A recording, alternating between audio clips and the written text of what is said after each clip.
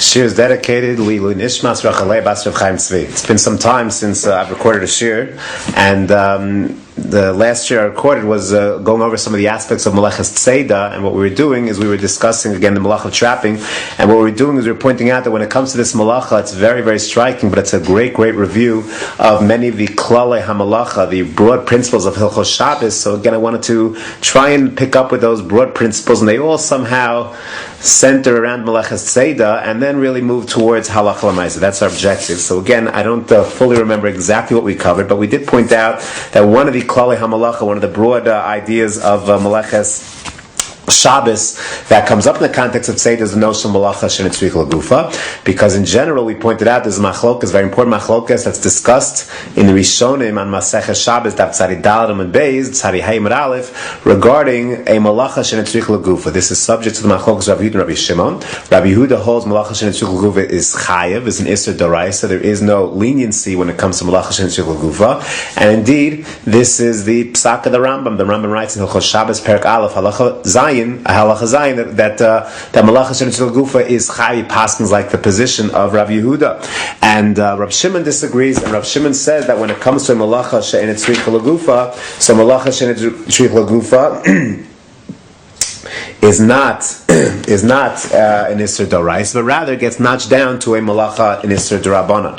What exactly is our definition of Malacha Shenetzrich Lagufa? So this is the subject of a major machlokas between Rashi and the Balei Tosis. Tosis has the simpler pshat to explain at least, and that is a Malacha Shenetzrich Lagufa is when you do the Malacha for a purpose other than it was done in the Mishkan. In the Mishkan, every single Malacha had a certain action that was done, a Maisa, Pu'ula, and it has a Tachlis, a purpose for which that Malacha was done. When a person does the same malacha with intent, they do the malacha but with a different purpose than it was done in the Mishkan, that's what we call malacha shenetzricha lagufa. Malacha shenetzricha lagufa. So for example, when it comes to our malacha tzeda, they trapped in the Mishkan because they wanted to use the hides of the animals that they were trapping. The oros techashim, the leather from the techashim, the tachash, was used in the binyan hamishkan, so they trapped the animal, then they killed the animal in order to go ahead and use its hide.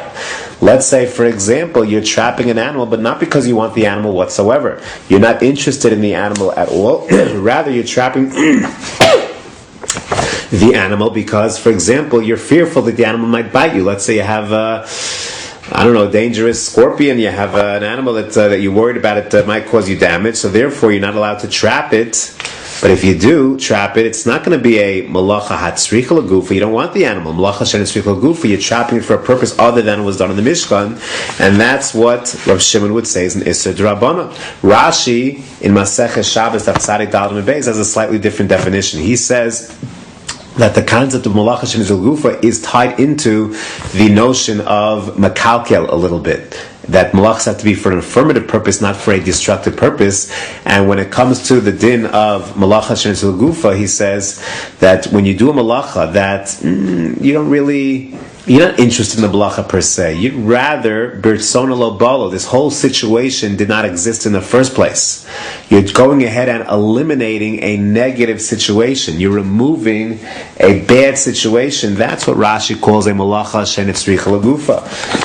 The whole situation is Birtzona Lo Balo, and you are taking that undesirable situation and eliminating that undesirable situation. That's how Rashi defines the notion of Malacha She'enetzricha Lagufa. This is what Rashi writes in Tzadi Gimel Amud Beis. I said Tzadi Dal before, it's Tzadi Gimel Amud Beis. That, for example, if you have a mace in the house, so the mace in the house is not a good thing to have in the house for two reasons. One, Kohanim may come, and there might be Metame Ba'oel. Furthermore, you have the mace might start to have an odor to it, so you want to remove the mace from the house. Not because you want specifically the mace in the backyard. You're not interested in having the mace in the backyard per se. You just want it out of the house. It's an act of siluk, an act of removal. You have an undesirable situation, and you're removing an undesirable situation, is what Rashi writes. You don't want the malach, you want to get rid of something.